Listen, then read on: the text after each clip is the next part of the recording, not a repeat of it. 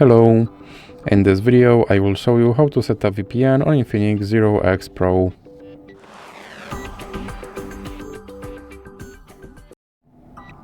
So you have to start by opening your Google Play Store, then click on search bar and type in Turbo VPN and click search. Now select this application and click install.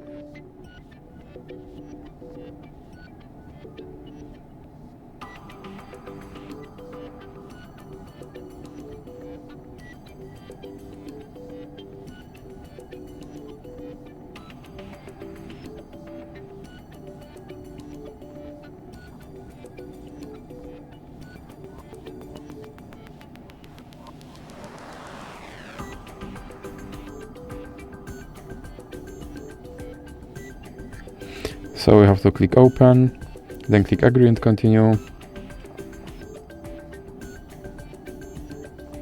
And now you can close this ad. And then click consent. And click on this button to start your VPN and then click OK. Now you can close this ad. And as you can see, I'm connected to VPN in Canada.